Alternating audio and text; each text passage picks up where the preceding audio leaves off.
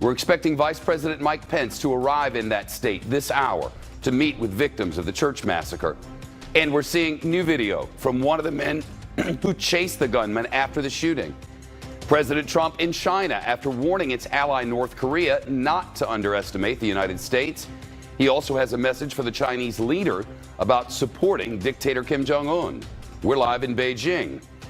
And get ready for self-driving cars without backup human drivers. Volunteer for a test ride? Let's get to it. Now, Shepard Smith reporting live from the Fox News deck. And first from the Fox News deck this Wednesday afternoon, Democrats are celebrating their first big wins since President Trump's stunning victory 1 year ago today, including governor's races in New Jersey and Virginia, a key swing state, that one.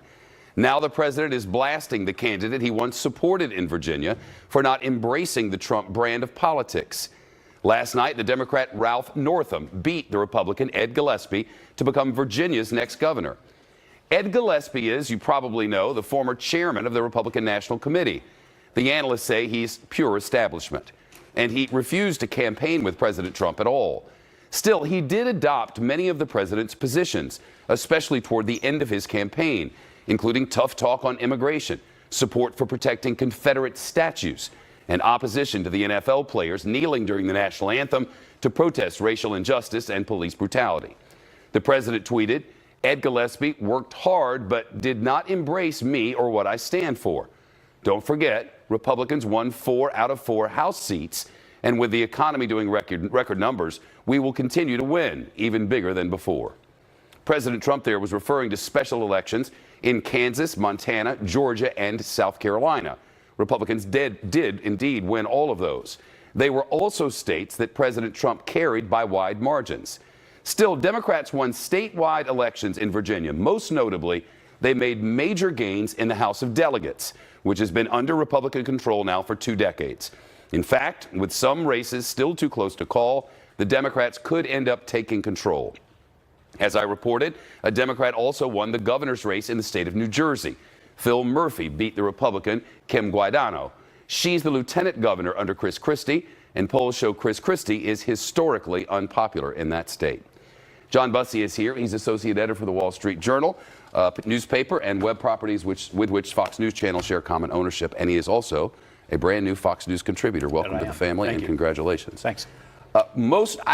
I looked at it and said it's notable what happened in the legislature down in Virginia, the House of Delegates they call it. What was your take? Yeah, that's hugely important. The down ballot appears to be going Democrat. They haven't decided yet, but nonetheless, there's been huge Democratic gains in the House of Delegates.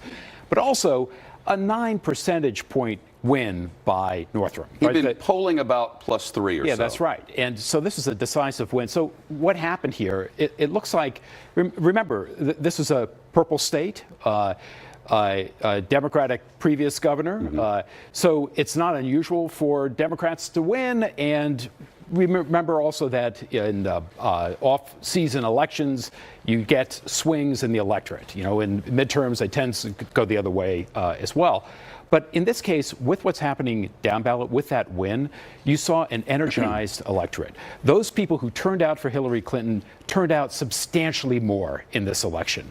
Millennials, minorities, college-educated women, suburban women. These were notable upticks in turnout.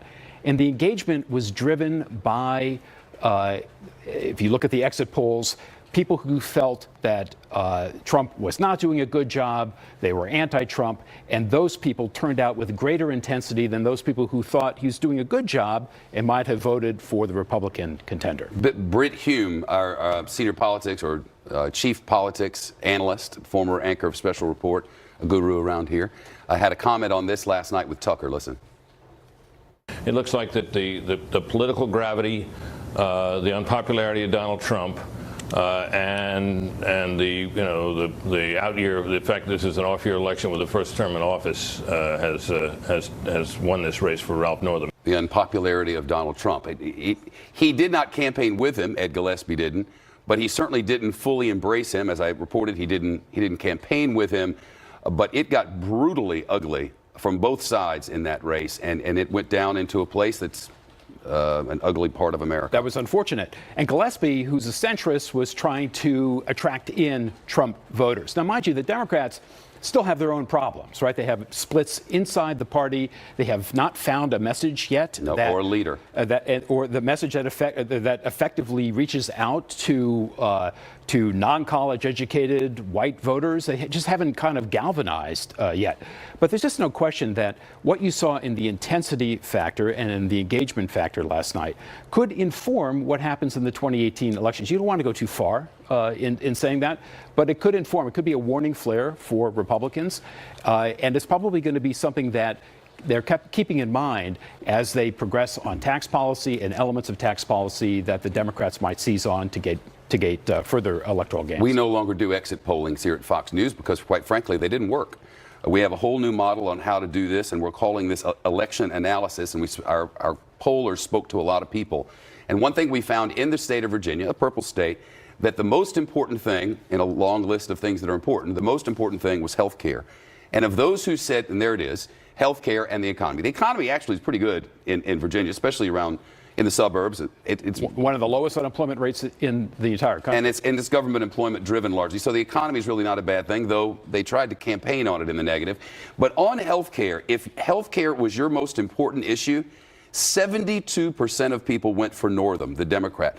27% went with Gillespie. At least in Virginia, Obamacare is popular and they want more of it. Yeah, so uncertainty about health care, uncertainty about how am I going to insure my family in the coming years is informing the electorate. And when you've got an issue like that at the top of your mind, you are inspired to go out to vote. In Maine, we saw an expansion of Medicaid. There is more engagement on the issue of health care that the Republicans are going to be having to look at and say our failure to address this in some kind of effective repeal and replace of the Affordable Care Act is coming back to haunt us.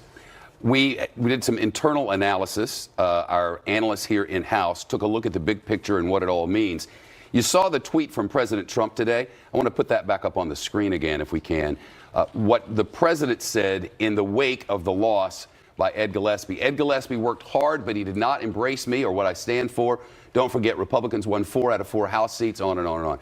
It was the analysis of those who do the analysis within this building that hurt the president, that was a mistake on the part of the president, that's already being talked about on Capitol Hill, and down the road that will be a problem for this president. So is the president going to embrace his opponents within the Republican Party and others within the Republican Party, or is this kind of comment going to inform other Republican candidates who are wondering themselves, should I go the Trumpian policy way when I go back out on the hustings to try to win my next election, or should I divorce myself from that? Am I going to benefit more by standing alone, or is it better for me to look like I'm within the camp of Donald Trump? This would suggest that it can cut both ways, and it cut both ways badly for Gillespie. He tried to align himself. It didn't work in the electorate, and then he was rejected ultimately by the president after the election. The immigration issue went for Democrats in Virginia. They also made a big issue of Confederate statues in Virginia, and it went strongly on the Republican side. They want to keep them up. But they did not, according to the analysis done afterward, they didn't vote on that matter. They voted on health care, and they voted on economy, and on those matters, the Democrat was the winner. Yeah, that's true. That showed in the exit polls. But all of these other issues that you mentioned, again, are part and parcel of how the voter views the president. And in both Virginia and in New Jersey, a majority are unhappy with the president's performance. And you've seen his popularity polls beginning to drift downward. So those other issues that you mentioned may not have registered in the exit polls, but are registering in the consciousness of voters. Are they happy with this president? Do they like what he's saying? Do they like the bickering and the tweets, or don't they? No, no, and no. I mean, that seems to be the answer. And the anti-Trump crowd, the never-Trump crowd, whatever you want to call them, they came out in larger numbers, and that was a difference in Virginia. It's interesting to watch. Sign of things to come. I don't know. We'll see. Maybe not. Voters Maybe are fickle. Yeah, that's but, right. But it's certainly a wake-up, I think, for a lot of people on the Hill. Good to see you. Thanks. Good to see you. President Trump warning North Korea, do not underestimate the United States because times they've changed. The regime has interpreted America's past restraint as weakness. This would be a fatal miscalculation. This is a very different administration than the United States has had in the past. The president gave those words and the rest of that speech to South Korea's National Assembly. He said the United States will defend itself and its allies, so do not try us. In modern parlance, don't come for me. The president is now in China, North Korea's biggest friend in all the world. China sees North Korea as a sort of, well, a buffer to a unified Korean peninsula. That's important to China in a big way. In this speech in Seoul, President Trump called out China, saying, cut the cash flow to Kim Jong-un and his regime. Our chief White House correspondent, John Roberts, traveling with the president and live in Beijing for us tonight. John? And more on that to come later on today when the president meets with Xi Jinping. We'll get into that in just a moment. The president arrived here late afternoon Beijing time, early in the morning there in New York. And the first part of this state visit really given over to ceremony. The president having tea with Xi Jinping, watching a Chinese opera at the Forbidden City, very colorful, and then having dinner with Xi Jinping. Before leaving Seoul, South Korea, he did give that speech that you alluded to at the National Assembly, where at the same time he played good cop and bad cop. First of all, laying out an extensive indictment of what he portrayed as Kim Jong-un's criminal behavior and his ruthless dictatorship there, warning him in very stark terms not to mess with the United States and its allies by continuing to develop a nuclear weapons program. Let's listen to more of what the president said. The weapons you are acquiring are not making you safer. They are putting your regime in grave danger. Every step you take down this dark path increases the peril you face. So there was the bad cop version of that, and then the president flipped to the good cop version. There are some diplomats who have dealt with North Korea who believe that really what Kim Jong-un is looking for is an off-ramp from this crisis and a way to get out of his nuclear weapons program and developing relations with the United States. Perhaps because he was in South Korea, and Moon Jae-in, the president of South Korea, wants to keep tensions down on the Korean peninsula, or whether it really is a genuine opening. The president offered, I wouldn't say an olive branch, but did offer sort of an off-ramp to Kim Jong-un. Listen here. Despite every crime you have committed against God and man, you are ready to offer, and we will do that. We will offer a path to a much better future. The president offering North Korea a path to a much better future. Moon Jae-in, the president of South Korea, did the same thing in a press conference the night before. What did North Korea think about all of this? Here's an official statement. The U.S. must oust the lunatic old man from power and withdraw the hostile policy toward North Korea at once in order to get rid of the abyss of doom. Shep, they didn't seem to take too kindly to the speech. However, South Carolina Senator Lindsey Graham and Madeleine Albright, who was the Secretary of State in the Clinton administration, both said they thought it was a good speech. Shep? John, what do you expect to hear from the president while in China? There's not going to be a whole lot that we're going to hear. He's got a restricted bilateral meeting in about 5 hours' time with the president. That could be just the two of them, and then interpreters, and then an expanded bilat where all the diplomats and the national security people will come in, and they'll talk about the way forward on North Korea. They'll talk about the way forward on trade. And then they have got statements only, Shep. They won't be taking questions because the Chinese have said no questions. And then he may also meet with Putin, by the way, in Da Nang, Vietnam later on this week to try to enlist more help from Russia on North Korea. Shep? John Roberts live in Beijing early tomorrow morning. As President Trump visits there, there will be concerns about what happens to his Twitter account. Activists rank China as the worst in the world in internet freedom. Details on that just ahead. Will tweet whatever he wants while he's in China, even though Beijing has banned Twitter and other social media networks. According to the pro-democracy watchdog group Freedom House, China ranks worst in all the world for internet freedom, followed by Syria and Iran. Trace Gallagher with more on this. Trace?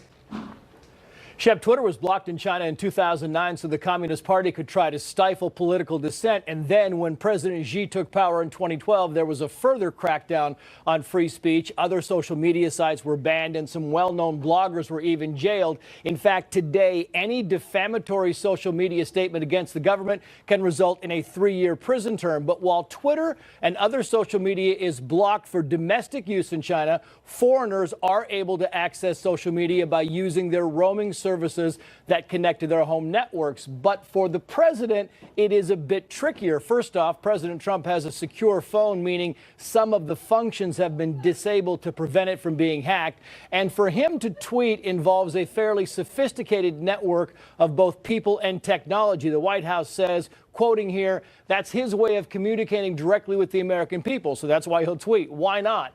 I'm sure we've got the gear aboard this airplane, meaning, of course, Air Force One, to make it happen. So far, the president's tweets from China have been fairly standard. He lashed out at North Korea saying, quoting, NOCO has interpreted America's past restraint as weakness. This would be a fatal miscalculation. Do not underestimate us.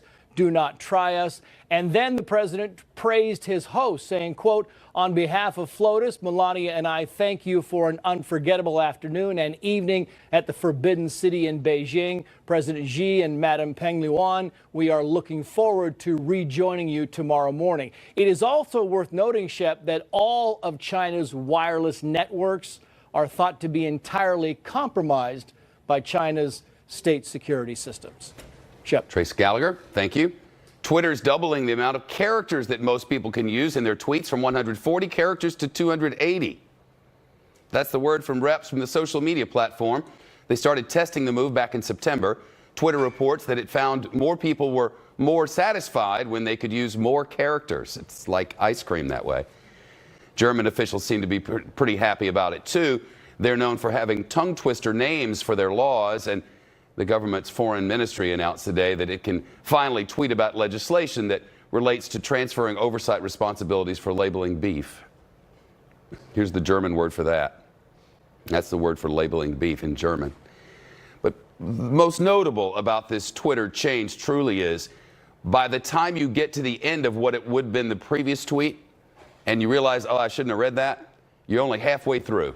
So it takes twice as much time to realize what you just read is a load of crap. But suffer on. Ahead, more on President Trump, again amping up the tough talk on North Korea after saying he'd like to make a deal with the rogue regime. We'll talk to a national security reporter who says the president has to thread the needle during his trip to Asia. We're also waiting for Vice President Pence to visit victims of the church massacre in Texas. And we have new video of the moment the cops cornered the shooter. And that's next. To North Korea not to try us. Josh Letterman's here, foreign affairs reporter for the Associated Press, live at the State Department. Good to see you, Josh. Hi, Shep. It's been a bit of a roller coaster on how we handle the North Korea issue. The president seems to be on course. Well, he's doing his best to try to address different constituencies, different audiences that have different messages they want to hear from the president on North Korea. So when he was in South Korea, where President Moon has talked a lot about the need for dialogue, trying to get to some type of peace agreement with North Korea, you heard the president gently floating the idea that there was a resolution possible for North Korea on this if they're willing to come to the table. And now that he's in Beijing, we can expect a lot tougher tone, more of a focus on here are the things that we still need to do to apply maximum pressure economically on the North Korean regime. Is there a chance to get something out of China in this case, with the understanding that China needs North Korea to be a sort of buffer to a unified Korean peninsula?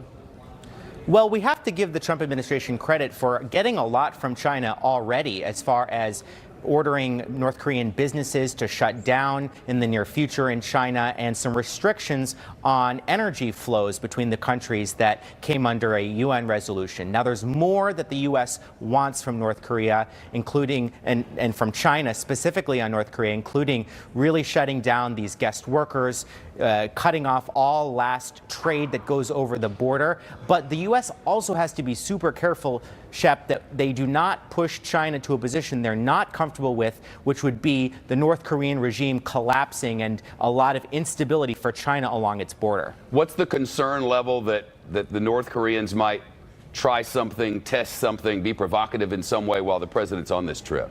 Right. Well, the North Koreans have said they're less concerned now about what Trump is saying and more concerned about the actions. And those actions along this trip include several aircraft carriers and other U.S. military equipment that has been moved into the region as a show of U.S. military force. Now, oftentimes, North Korea responds to those kinds of machinations by doing something a little bit provocative themselves. If they were to try to conduct a test or do something else that shows they're not going to just accept all of this harsh action from the U.S., that would certainly ratchet up tensions very quickly and force Trump to respond to that while he's in Asia. Josh Lederman, live from the State Department. Josh, thank you. Thanks, Shep. The Trump administration set to crack down on tourists and tourism and business with Cuba. The new rules will make it tougher for Americans to travel there, aside from educational purposes. They will also bar U.S. companies and tourists from dealing with a long list of businesses tied to the Cuban government, including state-run hotels, shops, and rum distilleries. This is part of President Trump's rollback of the Obama administration's Cuba policy, which President Trump has called completely one-sided deal. Breaking news now, and the Vice President, Mike Pence, set to arrive in Texas any minute now, following the deadliest mass shooting in state history. A gunman killed 25 people, including a pregnant woman, during a Sunday church service. White House officials say the Vice President will meet with victims and local law enforcement. Meantime, we're getting a look at video from moments after the shooter crashed his car into a ditch, and here it is. It's from the man who says he drove after the gunman at nearly 100 miles an hour. Johnny Langendorf says that another bystander, Stephen Williford, jumped into his truck after shooting the gunman and told him to chase the killer. Langendorf says he called the cops during that chase to tell them the shooter's location. Let's get an update on the investigation now. Matt Finn in Sutherland Springs, Texas. Officials have released the names of all the victims now, Matt. And Shepard, that list reveals the age and gender of each person murdered in the church behind me this past Sunday. And as we have been reporting, unfortunately, it shows that some family members lost several people. For example, there are 6 victims with the last name Holcomb, including 36-year-old Crystal Marie Holcomb, who was pregnant, and a 1-year-old Noah Holcomb. There's also, for example, Teresa and Ricardo Rodriguez, both in their 60s, and there are children aged 5, 7, and 9. So in the end, some of these families have had an entire tree removed, or entire branch removed from their family tree, Shep. And new information, Matt, on the recording from inside the church as this was happening.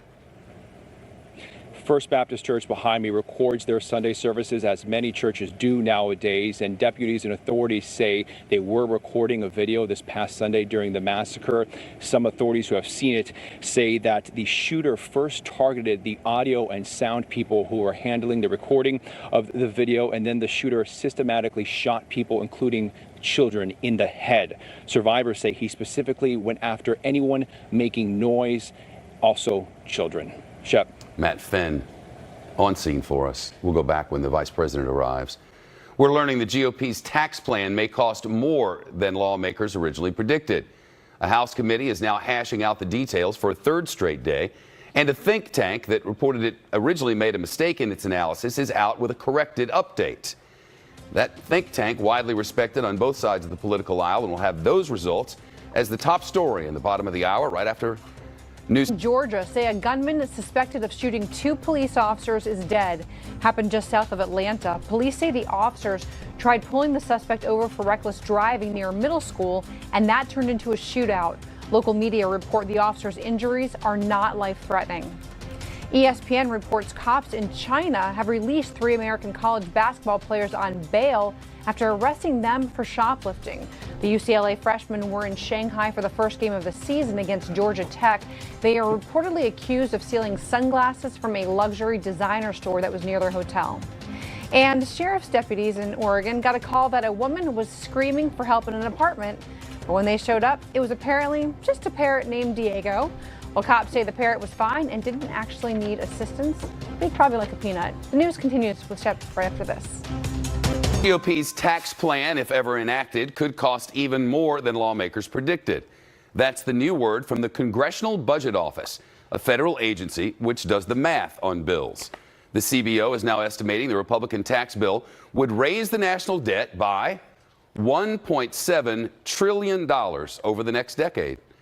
A live look on Capitol Hill where they're talking about it. A House committee debating changes to the bill before it goes to a vote.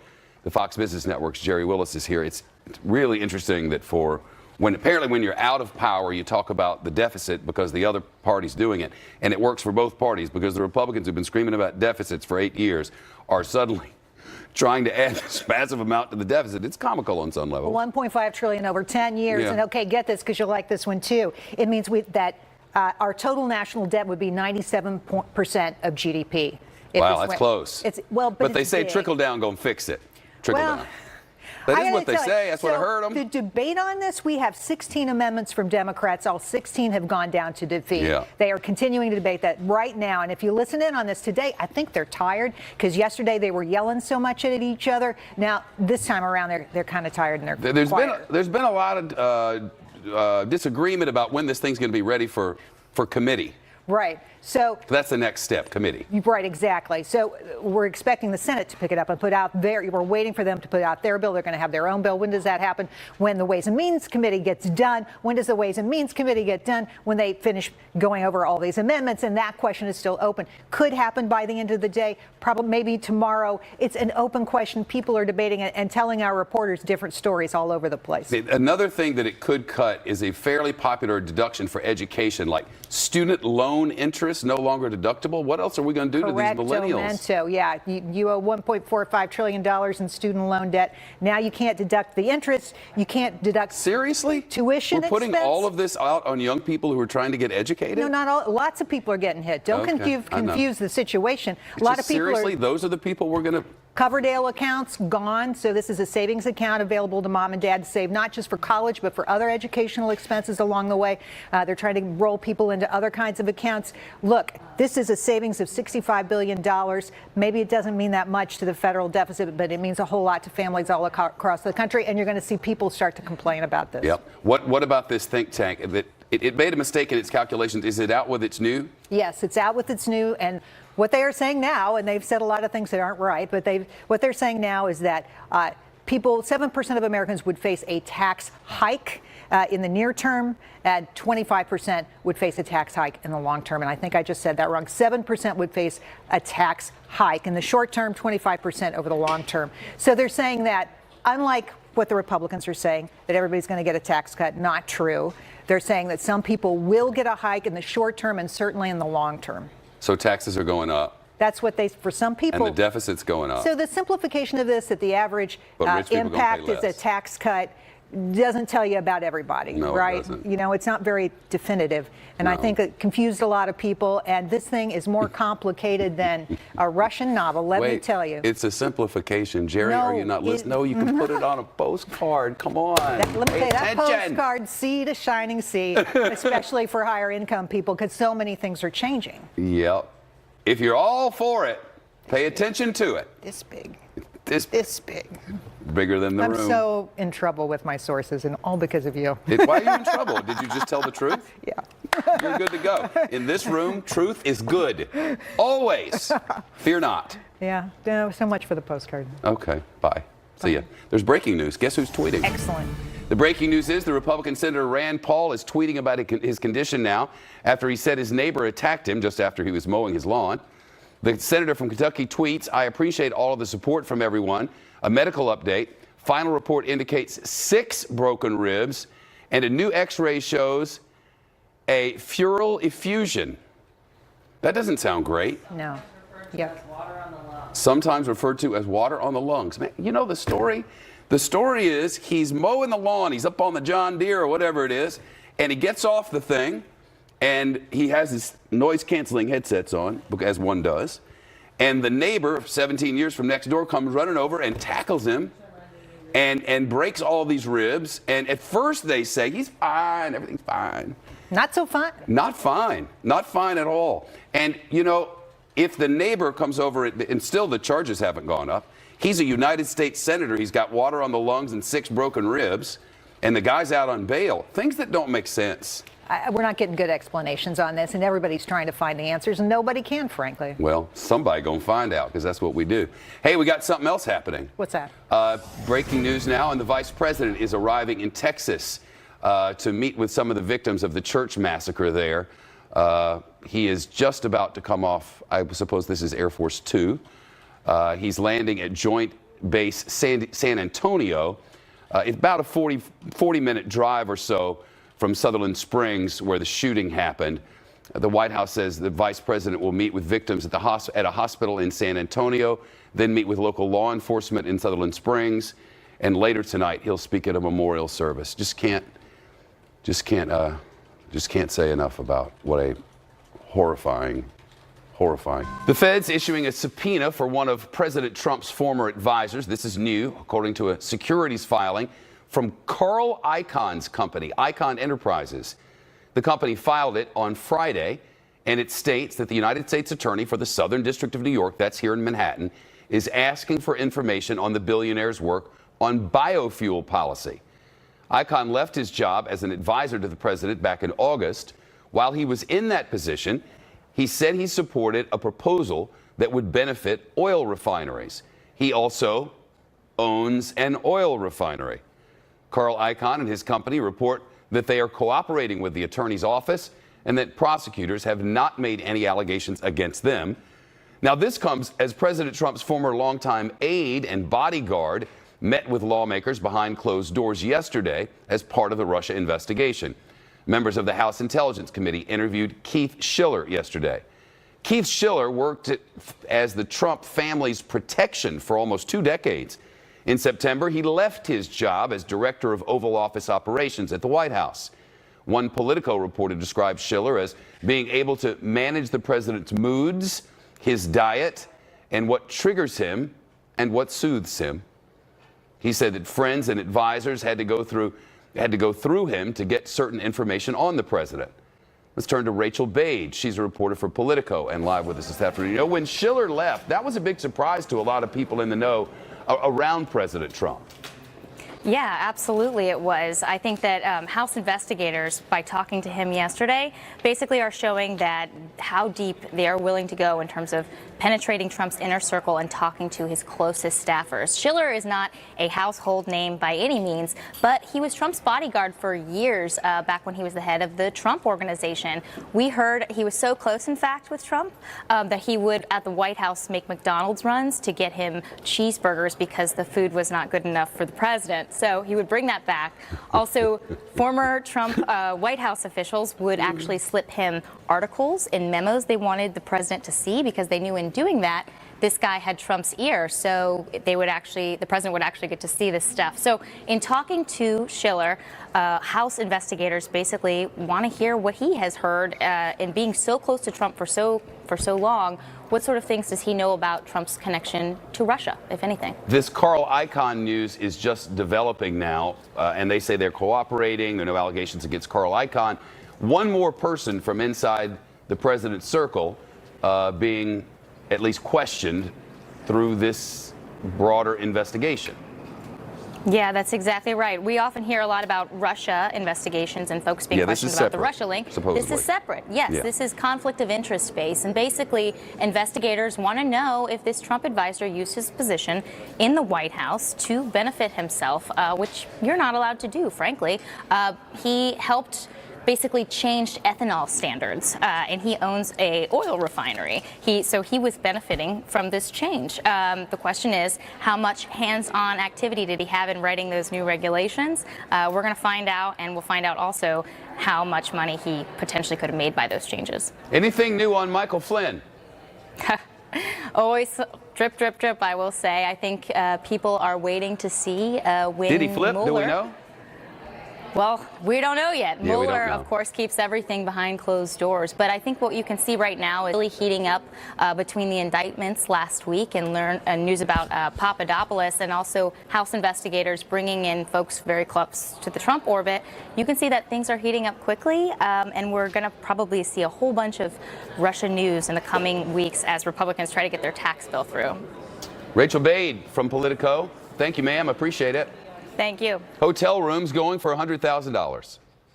$100,000 for a hotel room, not in some luxury resort in Dubai, but instead right in deep in the heart of Texas. Gigamaggies. But first, Fox extreme weather alerts finally starting to feel like fall. That's not even true. Adam Klotz, feels like winter around here. Yeah, it feels way more like winter. We're taking a look at a first real Arctic blast sweeping across the country. This is taking you way up into Canada. Negative 41 degrees, that's your wind chill. That's going to be settling down into the States. Currently, you're looking at temperatures fairly widespread, sitting there closer to the 50s. It is going to be cooling down. Here's a future cast. This is our wind chill temperatures you're seeing overnight tonight, running you into Thursday, dropping down in some cases to single digits. That stretches into the center of the country. That continues to move farther and farther off towards the east. And we're looking at high temperatures on Thursday and Friday getting just absolutely frigid, stretching again to 30s, the 40s, in some cases the 20s. That continues to push its way off towards the east, and you're looking the east coast there into the 40s. This is an absolute high. Daytime high 36 degrees in New York City for you on Friday. Again, and this is the whole country. This is taking you back to Thursday morning, but you're looking at 39 degrees in New York City. It's not just in New York City, stretching all the way down to 41 degrees in Dallas. We are looking at winter-like weather just around the corner. More Shepard Smith reporting coming up after the break.